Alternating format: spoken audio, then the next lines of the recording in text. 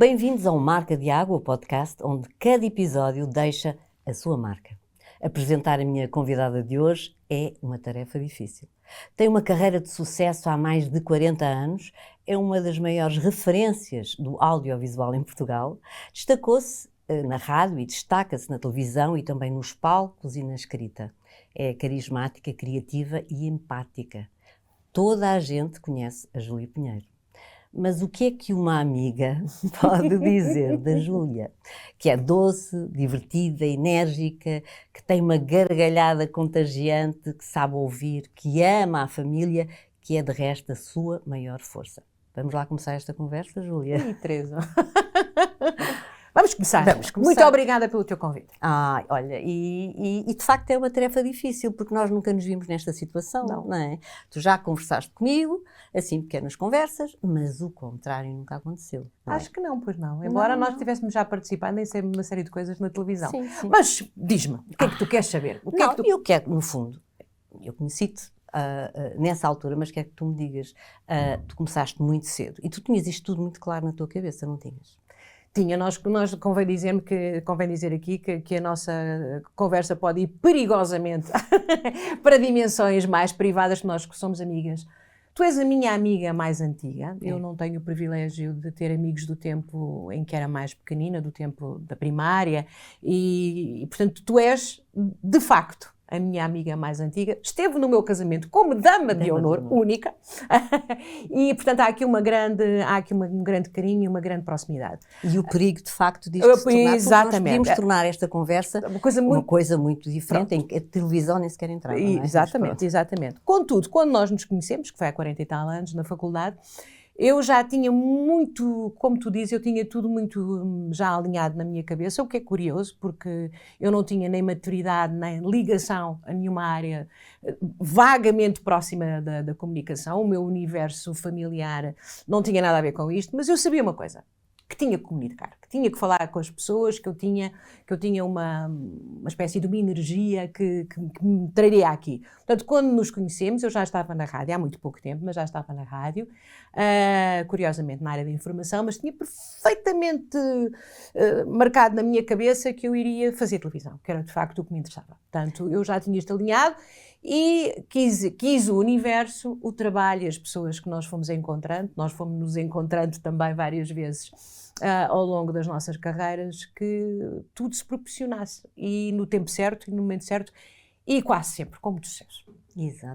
Exatamente isso, com muito sucesso. E eu posso, de facto, confirmar, porque naquele grupo e na universidade, naquele ambiente, universidade de anos 80, início dos anos 80, nós éramos umas tontinhas. Ou seja, eu pelo menos posso falar por mim, eu não sabia o que queria, eu não fazia a menor. E via em ti, e toda a gente reconhecia em ti, uma energia e assim um olhar, assim tipo, uma visão, estavas lá à frente, estavas completamente lá à frente. E eu percebi, é assim, é rádio, agora era para rádio, já. Mas eu percebi que a rádio foi um processo...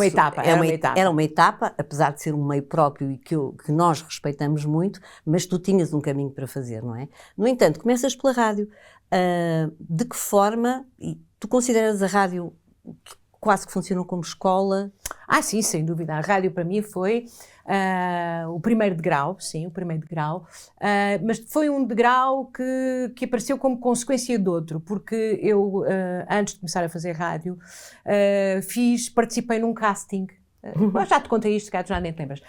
Participei num casting nacional promovido pelo SET, pelo Semanário SET, que era um jornal fantástico, sim. E nessa altura estavam à procura de nome, portanto estamos a falar em 1982, 3, não mais, 80, 79, porque nós já estávamos na faculdade em 80. Portanto, foi ali por volta dos meus 18, 19 anos, houve um casting nacional com milhares de pessoas.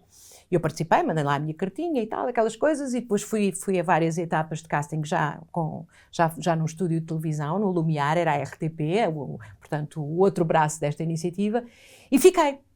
E ficámos 8 no final. Portanto, isto foi para o meu ego e para as minhas certezas, foram assim, tipo âncoras. Este é o meu caminho.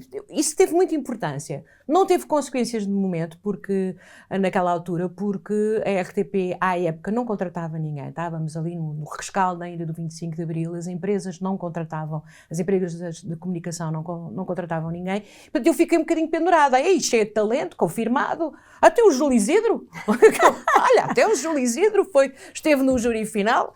Júlio, obrigada, já tive a oportunidade várias vezes de lhe agradecer, também sou uma criação do Júlio Isidro, e depois aquilo não teve consequências, e portanto, depois eu tentei, à medida das pessoas com que eu me fui cruzando, nomeadamente com uma pessoa que também estava neste projeto, que era o Jaime Fernandes, lembras-te do Jaime?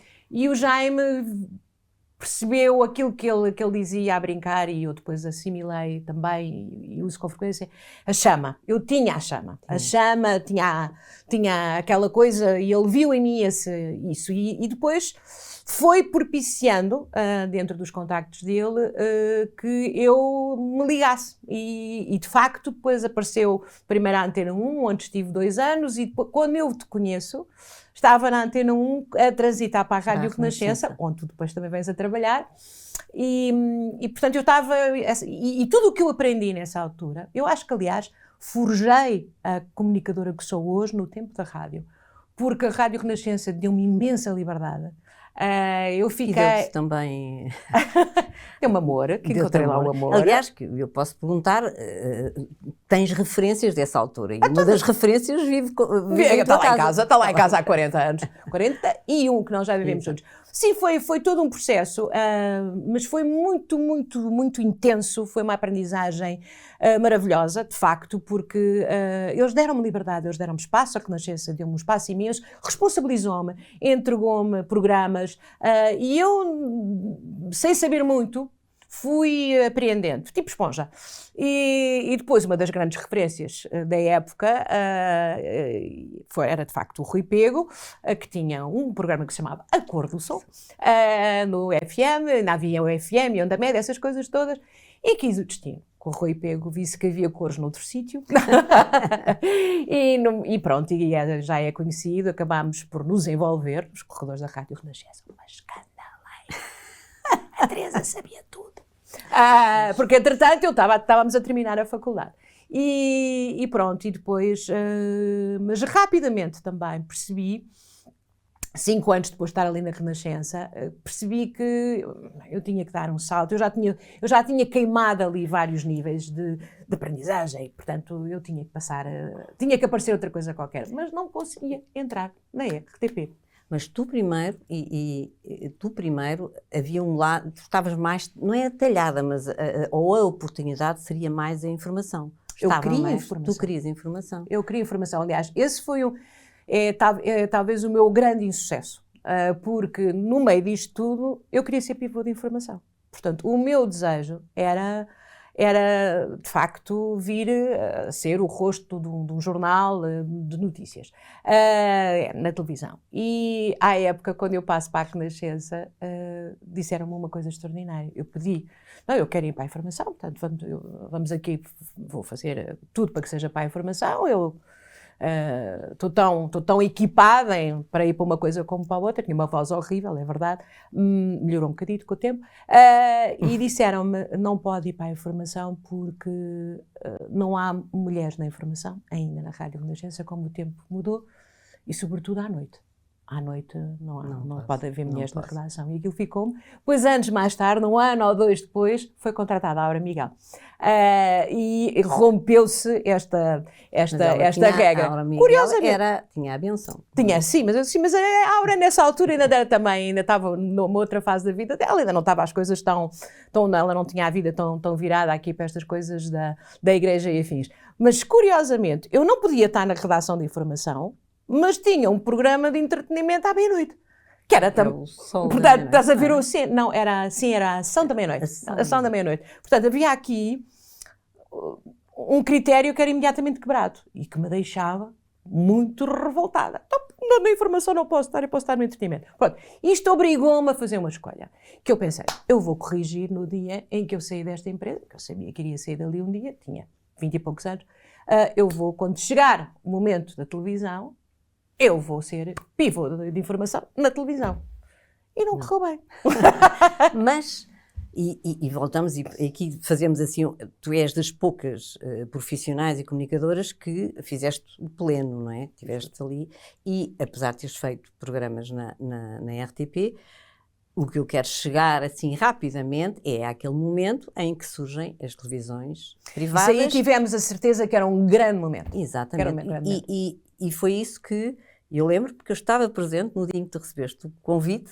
Estávamos as duas no casino, íamos apresentar uns prémios RTC, quando tu recebeste um convite da Maria Elisa. Não foi ela que ligou? Exatamente. Tu estavas lá. Estava contigo, estávamos as duas. Nossa Senhora, já não me lembrava, estás a ver? Mas pronto, e eu lembro-me que a tua expressão, tu viste, olha, ainda tive outra vez aquela sensação, viste mais além ainda, percebes e percebeste que a tua vida ia mudar e de facto mudou. Mudou, sim. Eu tinha a certeza, na altura já se falava-se no momento em que chegassem as televisões privadas, que a nossa indústria ia explodir, que ia haver muita oportunidade de empregos e de desenhar, no fundo, novas carreiras. E eu tenho uma grande admiração até hoje, e devo à Maria Elisa a minha entrada para a televisão,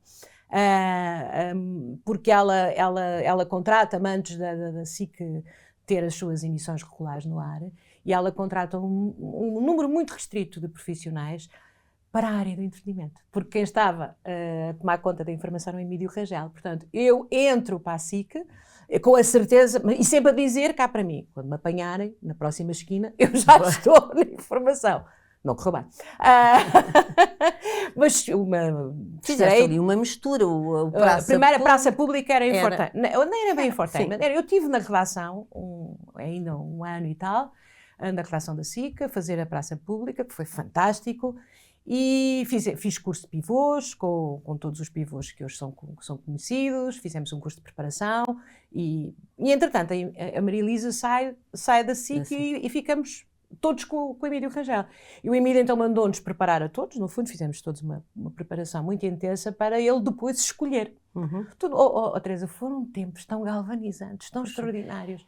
Porque nós percebíamos, olha, estávamos a deixar a marca, que é o nome do teu programa, a marca estava-se a fazer, estava a acontecer no Fundo de História, e nós estávamos a fazer aquilo tudo com uma leveza e com prazer e com uma ingenuidade ao mesmo tempo. Também. Muitas vezes não sabíamos do que é que era, o que é que estávamos ali. Tu, entretanto, estavas a ir. Eu estava estava na TVI. Estavas na TVI a viver mais ou menos a mesma coisa. A mesma coisa. Estes anos, este primeiro ano de SIC é uma loucura absoluta. A gente nem queria ir para casa. Não, porque estava tudo a acontecer ali. Foi fantástico. E nessa altura fico na informação. E depois há um dia em que eu percebo, entretanto comecei a analisar muito o que é que estava ali a passar e percebi, a redação era muito masculina, dificilmente haveria abertura para um pivô feminino. Estamos a falar do tempo em que quem é o pivô principal é o José Alberto Carvalho, o Rodrigo, e depois só nos horários periféricos estava a Alberta e a Conceição Lima. Mas percebíamos que eles iam estar, né? Portanto, que eles tinham que se afirmar como pivôs e com eles a estação e a credibilidade da estação na área de informação.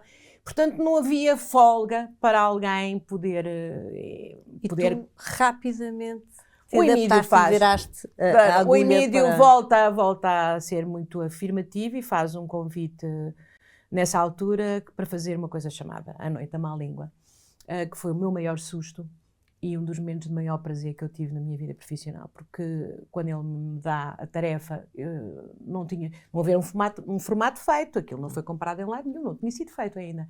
E o Emílio dá-me aquela incumbência, entrega-me um coletivo de pessoas que vai participar. À época, na Fundação, era o Miguel Esteves Cardoso, que era o autor, o Manel Serrão, o Rui Zinc. Não, o Rui vem depois, era a Helena Sanches Osório e, olha, está-se-me a escapar, era mais um nome, mas está-se-me a escapar deste coletivo inicial. E, portanto, todos tínhamos, no fundo, que nos adaptar a qualquer coisa que nunca tinha sido feito, e eu só tinha uma garantia, que me deu o Emílio, que é, vocês têm liberdade para fazer tudo. E fizeram. E fizemos. E eu perguntei, nessas reuniões iniciais, eu posso dizer, podemos criticar o Papa? E ele diz, com certeza. Podemos criticar o Dr. Balsemão, que é o nosso patrão? Com certeza. O Primeiro-Ministro e este, aquele, aquele outro. E é bom, é assim... Eu não acreditei, Teresa. Exato. Eu não acreditei. Eu achei, não, isto. Daqui a 3 meses está toda a gente mal disposta e a liberdade acabou. Nunca acabou. E houve situações de stress, e houve situações de tensão, e houve situações de pressão, feita, enfim, de vários quadrantes, e o Emílio foi, como se costuma dizer, de aço inoxidável. Eu nunca tive um momento em que aquele homem me dissesse aquilo que tu tens alinhado, liberdade total, o que nós fazíamos de alinhamento, de assuntos, nunca ele me disse, vais tirar isso porque isso incomoda alguém. Nunca. São 3 anos e tal de absoluta liberdade. Foi muito bom, muito bom. E essa liberdade e essa conquista, porque aí tu criaste... Sim, criámos todos. Eu não sei. Sim, mas... a responsável principal era eu. O comunicador é também um autor, Sim, há um dúvida. processo aqui que também é solitário, que é esta construção, não é feita só em equipa, há momentos de introspeção. Eu aí, naquilo que tu falas no processo, eu tentei posicionar-me como alguém que, embora estivesse a fazer um trabalho que era ingrato, eu tinha que ter muita credibilidade. Eu tinha que ser suficientemente próxima deles, mas tinham que manter um tipo de discurso e de posicionamento em antena que me desse muita credibilidade para dar credibilidade a todos, não é? Para depois tudo... E construiu. Sofri muito nos primeiros tempos, porque nós tínhamos este respaldo da estação, mas nos primeiros tempos não foi de todo bem aceito. Sim. Nós éramos um programa maldito, imagino as com as redes sociais, o que é que seria?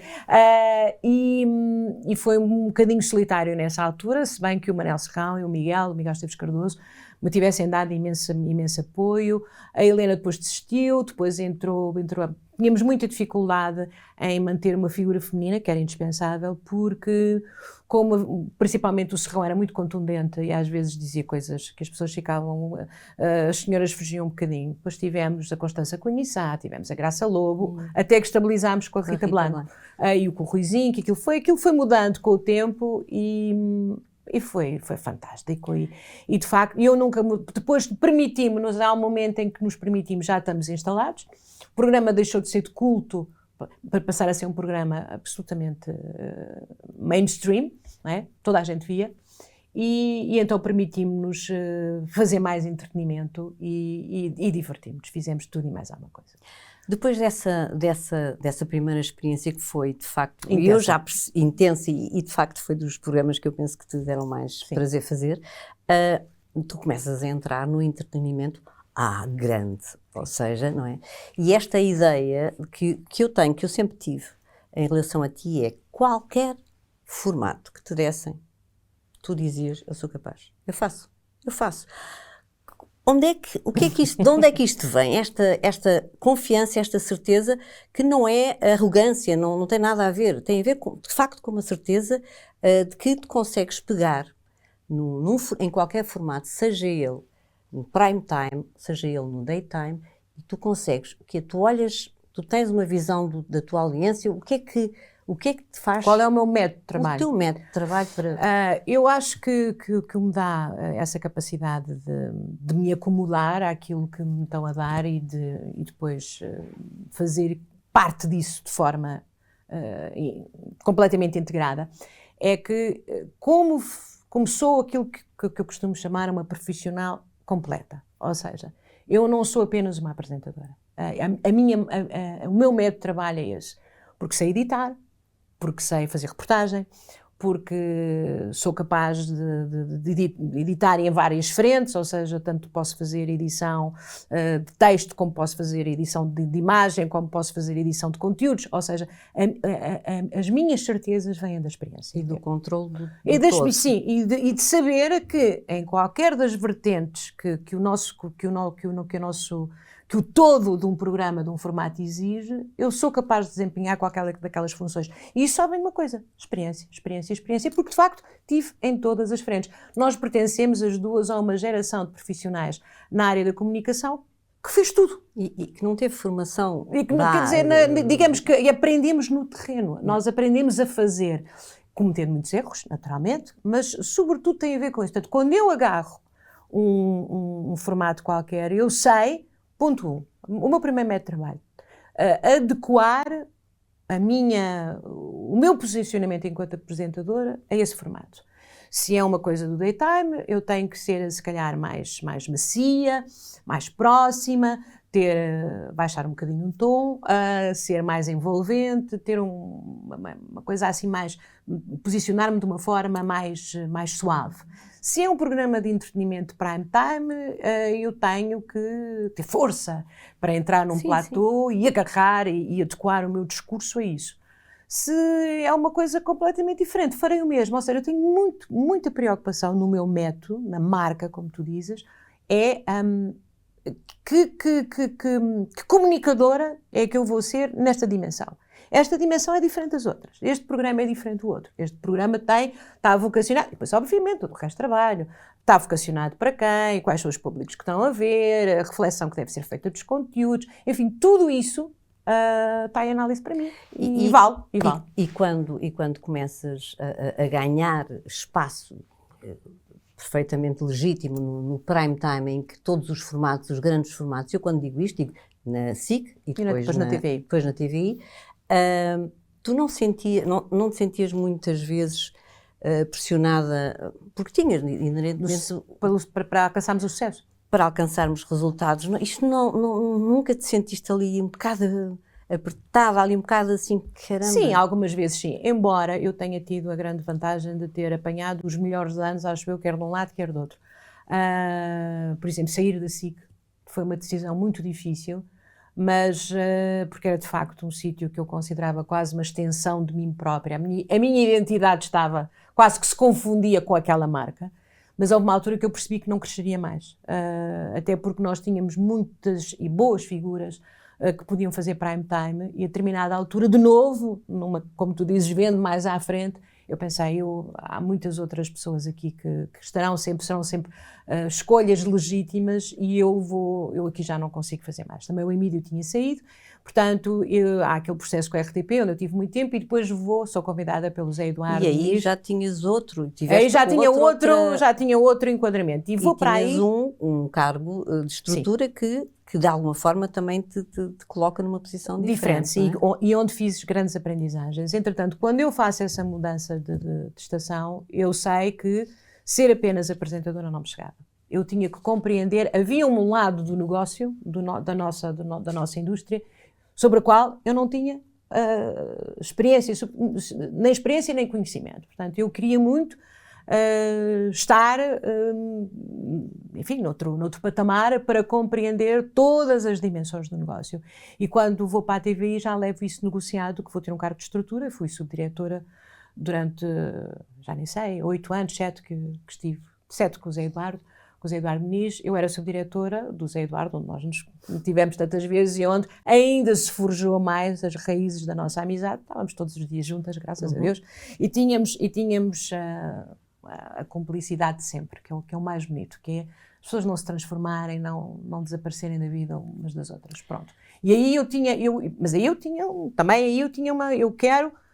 agora sou subdiretora, mas um dia destes cresço para outra coisa qualquer. Curiosamente nunca quis ser diretora de programas, porque isso implica um lado de gestão e de conhecimento empresarial que eu de facto não tinha e que sempre reconheci que não tinha. Portanto, eu não podia dirigir uma estação a esse nível. Agora, ao nível dos conteúdos, bora lá.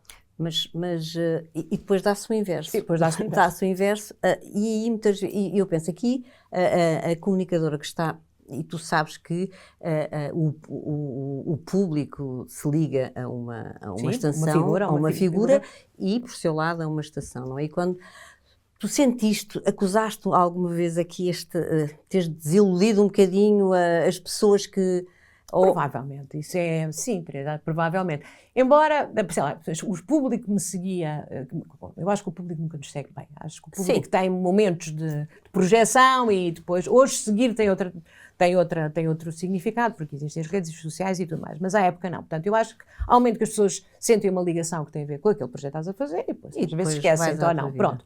Eu acho que as pessoas, por exemplo, que me descobriram na noite a má língua, se calhar ficaram profundamente decepcionadas quando me viram fazer a Casa dos Segredos. E se calhar desiludi essas pessoas, provavelmente, mas isso tem a ver com o crescimento, sim. Tem a ver com o crescimento e tem a ver com as apostas das empresas onde nós estamos. Eu acho que as pessoas têm com a televisão uma ligação de paixão. Isto é um bocadinho, às vezes, o Sporting e o Benfica. Teve aí uma vez o Sporting, assim que é o Benfica, e às vezes ao contrário. Portanto, há ali uma ligação e as pessoas esquecem-se que isto é um negócio. Exato. A televisão é um negócio como os outros. E, portanto, quando eu aceito fazer, por exemplo, um reality show, que à época, a primeira vez que o Zé Eduardo me falou nisso, que foi a Quinta das Celebridades, eu fiquei um bocadinho, um reality, fiquei assim um bocadinho perplexa, porque, olha, não estava no meu horizonte, e quando faço isso, eu sei que estou a fazer a maior aposta da minha estação. Portanto, eu estou para lá da primeira linha da frente. E aí acusas um pouco a... Aí acuso, por exemplo, tu estavas lá, tu assististe, com certeza que tivemos muitas conversas no bar, onde nós tínhamos os grandes momentos de reflexão, filosóficos e outros, mas que discutíamos muito, nós discutimos sempre muito a nossa indústria. E aí eu acusei, sim, eu tinha que fazer um sucesso. Porque os reality shows todos que tinham sido feitos para trás tinham sido feitos pela Teresa Guilherme, que tinha uma marca fortíssima e tem em relação a esse tipo de formatos, e eu tinha que estilhaçar isso, eu tinha que quebrar isso. E, portanto, fiquei um bocadinho assustada e acusei um bocadinho. Fomos muito bem sucedidos, porque fizemos um sucesso imenso. A Quinta das Celebridades, a primeira e a segunda também, foram extraordinárias. E eu adaptei-me completamente, apaixonei-me. Criei outra vez uma outra persona dentro daquilo que eu sou como comunicadora e foi extraordinário. E ao mesmo tempo, isso é que eu tive sempre em mente. Eu nunca poderei deixar a antena. Seja lá qual for o cargo que aparecer na minha vida, se eu quebro esta ligação de proximidade com o público, vai ser muito difícil recuperá-la, porque a vida é assim. Mas vem outros. No meio desse projeto, não é? E dessa urgência que é manter isto, temos que estar em antena e temos que fazer há uma vida que vai acontecendo, não é? Está ali a acontecer, há uma família, há tudo o resto, não é? E eu acompanhei-te muito sempre, mas o que para mim era como é que ela consegue. Porque tu lidas, temos dois cenários, temos o prime time, onde tu, de facto, tinhas que ter um porte, uma energia, se era preciso dar uma cambalhota, tu fartavas, rolei no chão, rolaste no chão por todo lado, e com aquela força. E como tinhas histórias densas, emocionais, que dão cabo de nós, muitas vezes estando numa situação de fragilidade, sim, seja ela qual for, não é? Sim, como é que uma pessoa lida estando num programa que te exige que saia dali a maior fera televisiva, não é? E também aquela que está a ouvir uma história, a conduzir as emoções de alguém, estando também ela a passar por uma coisa. E como é que tu já dizes? Isto é tratar da nossa saúde. É um bocadinho esquizofrénico. É um bocadinho esquizofrénico. Foi assim. Foi preciso, não é? Foi preciso. Eu acho que tive muita ajuda. Por exemplo, tu estás com certeza a referir-te a um tempo do qual eu não falo muito, até porque já passou. Há ali um momento em que as minhas filhas ficam doentes e há ali uma situação muito complexa de gerir do ponto de vista doméstico e familiar. E aí tenho duas forças que me ajudam. Ponto 1, meu marido, que sempre acompanhou e compreendeu as exigências todas de horários, às vezes de complexidade, de cabeça um bocadinho ausente, sempre compreendeu isso tudo. E depois Portanto, e foi ele a retaguarda enquanto tudo isso se passava. E depois eu tenho que agradecer, e já agora publicamente faço, tenho que agradecer às 2 empresas onde trabalhei, no momento em que isto estava a acontecer na minha vida. A primeira vez acontece quando eu estou na TVI, a TVI foi irrepreensível comigo, a dar-me espaço, a ausências, a eu poder tomar conta do que se estava a passar em minha casa, que era grave, era complicado, era difícil, e olha do vosso carinho, porque toda a gente me acarinhava, eu nunca fiz segredo do que estava a passar, e vocês todos, não é? A pequena família que vamos criar, nós vamos criando pequenas famílias onde vamos passando, e até hoje nós temos um grupo absolutamente unido, que vem desse tempo, que hoje somos 4, somos 4 amigas que vêm desse tempo, e vocês, não havia momento em que eu me sentisse pior em que vocês não estavam lá para mim, para me animar, para me ouvir, e isto na TVI foi importantíssimo. Mais tarde, quando acontece a segunda vez a anorexia na nossa família, para aí 5 ou 6 anos depois, eu já estou na SIC. E, de novo, a SIC e o meu diretor à época, que era o Luís Marques, e todos os meus colegas foram irrepreensíveis, mais uma vez, para me darem colo, para me deixarem ausentar, para não haver nenhum problema, olha, com o senhor dos recursos humanos, porque eu falhei o biométrico, essas coisas, foram extraordinários, e estou-me até a comover, porque de facto eu estava na urgência, não é? Eu estava na urgência de resolver os problemas, eu estava na urgência de todos os dias na frente doméstica ter respostas, e eram respostas difíceis. E estavas todos os dias eu estava todos os dias no ecrã. Estava todos os dias no Sempre. ecrã. Eu acho que tenho uma personalidade um bocadinho esquisita. Não, eu tenho, habituei-me a essa disciplina. Eu acho que tudo isto, ainda não dissemos a palavra, mas tudo isto só é possível porque nós temos uma disciplina e outra. Um tremendo respeito pelo que fazemos. As pessoas têm da nossa profissão uma ideia de que isto é a maquilhagem, é o cabelo, são os vestidos, e depois aprendemos umas coisas vagamente e debitamos ali na antena. Não, isto tem uma disciplina férrea, tem uma organização eu acho que até mais militar do que os militares. Temos que ter uma capacidade de aprendizagem e de assimilação que é quase absurda. O disco rígido de vez em quando agora vai falhando, mas de facto assimilamos informação todos os dias e todos os dias temos que nos libertar dela, e temos que ter muito, muito, muito respeito pelo que nós estamos a fazer. E eu tive essa retaguarda, tive completamente as pessoas, todas não direi, mas muito das pessoas com que eu me cruzei no caminho na minha dimensão profissional e pessoal, que no fundo está um bocadinho confundida com a própria televisão, não é? Porque são muitos anos, 4 décadas, foram grandes amigos. Grandes amigos. Estou a olhar para ti, ainda vou ir dar-te um beijo.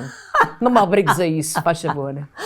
Mas olha, tu, ao dizeres isso, não deixes de estar a pensar nesta nova geração, não é? Que vem aí. E quando me estás a falar de disciplina, de foco, de vontade, de trabalho, tu achas, tu consegues perceber se é a mesma coisa que move esta nova geração? Não.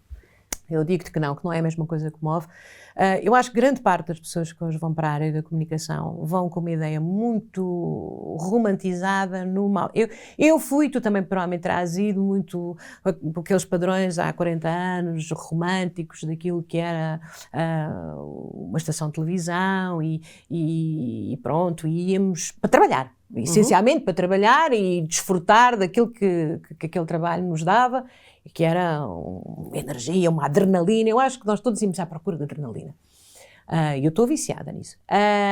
Estas gerações que eu vejo chegar agora, eu acho que estão completamente confundidos sobre aquilo que é o empenho, a dedicação, a remuneração, porque há a ideia de que esta é uma indústria milionária, e não é. Nós vivemos com orçamentos patéticos, as pessoas são muito mal pagas, cada vez está mais achatado, cada vez se tira mais camadas daquilo que é o nosso processo de trabalho, daquilo que é o alinhamento industrial, digamos assim, da nossa vida. Portanto, cada vez estamos a retirar mais pessoas deste processo, não é? Portanto, a linha de montagem vai ficando cada vez mais frágil.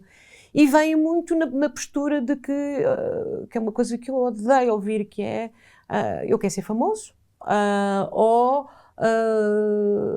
quero retirar daqui qualquer coisa que me dê para ser influencer ou fazer as redes sociais de uma outra maneira.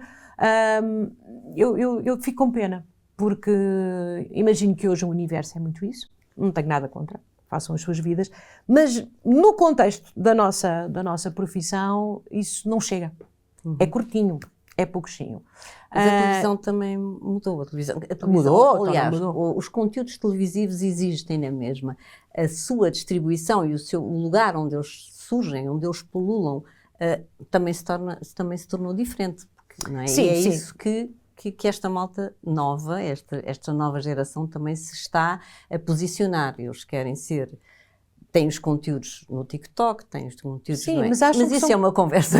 Isso é uma para conversa nós. muito... Não, eu quero só deixar aqui, Teresa, porque estamos a falar em marca, há uma Sim. coisa que eu tenho que falar, que tem a ver com a forma como nos expressamos. A coisa que mais me entristece nestas gerações que estão a chegar é a degradação da comunicação. Ou seja, não se fala bem, o português não é correto, não é escorreito, as palavras são mal utilizadas e, com grande pena minha, vejo que não só no discurso, como até naquilo que é o outro lado da oralidade na nossa indústria, que é oráculos mal descritos, verbos mal colocados, ideias formuladas nestes oráculos, não é? Que é aquilo que está ali embaixo e que vai posicionando as pessoas naquilo que estão a ouvir, são absurdos no seu signo e ninguém está a ver. Ninguém dos crescidos, que somos nós, para simplificar, ninguém dos mais velhos, está a ver, a verificar, a validar. E era uma coisa que há 40 anos atrás existia muito e que era para nós uma salvaguarda. É por isso que nós somos os profissionais que hoje somos. Os mais velhos estavam ali para nos ensinar, para ralhar connosco, para nos darem umas broncas monumentais quando nós dizíamos disparates e quando não estávamos ao nível daquilo que era suposto. E eu vejo aqui um laxismo, percebes? Nada tem importância, o oráculo ficou mal, não interessa, sim. Foi dita uma enormidade, uma cavalice, não interessa, ninguém se lembra. E não é assim. Nós não podemos deixar degradar aquilo que é uma coisa importantíssima, que é a comunicação. Como nós temos que falar bem, porque nós estamos a falar para pessoas que nos estão a ouvir e estão pessoas a chegar, mais novos. Os teus netos e as minhas netas têm que aprender a falar como deve ser, e aquilo que ouvem são aquilo que é aquilo que a gente está a dizer. Portanto, é preciso cuidado aí. Muito bem. Muito bem. Olha, e nesta sequência, porque nós temos que terminar esta pequena conversa. Já percebi. Nós sabemos que... Já deitei o olho ali, já deitei o olho. Não, sim. mas não há problema. Ainda estamos bem, ainda estamos bem. Que recadinho, que recado é que tu poderias dar a uma mini Júlia Pinheiro, que tem o potencial que a Júlia Pinheiro tem? Já encontrei várias. Nos dias de hoje. Que recadinho, que conselho é que poderias dar a alguém que tu vejas o potencial, mas que, percebes? Mas... Teresa, se é uma coisa que eu me orgulho, olha, em que espero que haja marca, é que posso dizer com a maior tranquilidade e conforto que as pessoas que encontrei ao longo da minha vida, que tinham a chama, que alguém reconheceu lá atrás em mim, eu dei-lhes tudo o que pude para brilharem.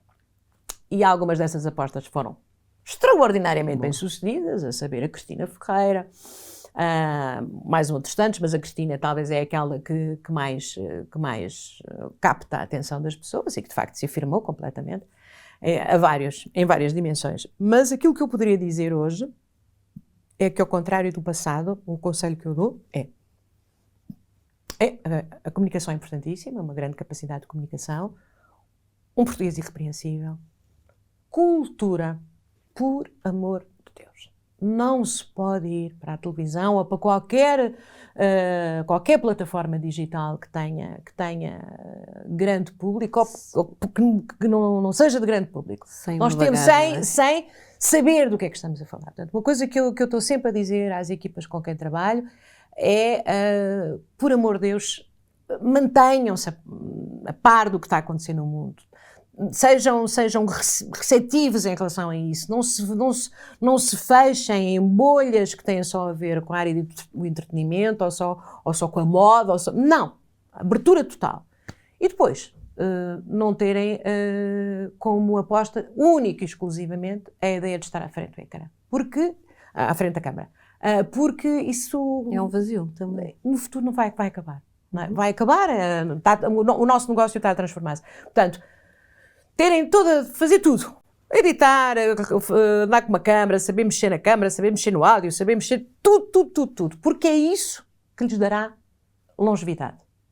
Ficar só, sou bonito ou bonita, ou sou até expressivo e tenho qualquer coisa que me distingue, não chega. Nos dias de hoje não chega.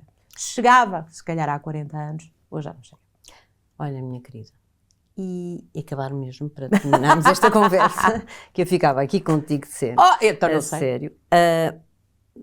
Em relação a ti, que marca d'água, vá lá, é que tu gostarias de deixar no audiovisual? A simplificação do discurso. Quando isto tudo começou, eu lembro-me que tínhamos uma comunicação, que era aquela que era o modelo da RTP, que era muito formal. Falava-se assim, uma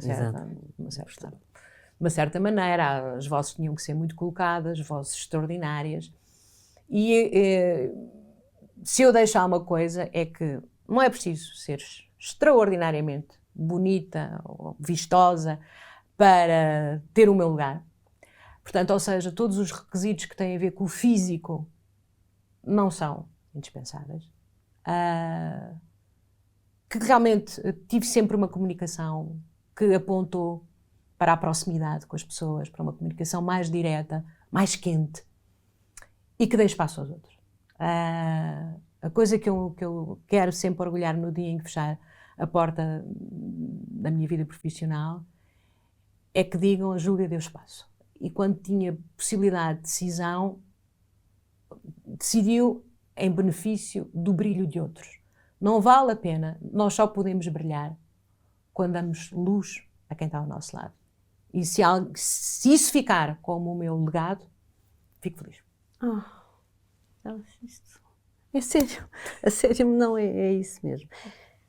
Eu adorei conversar contigo, adorei esta conversinha.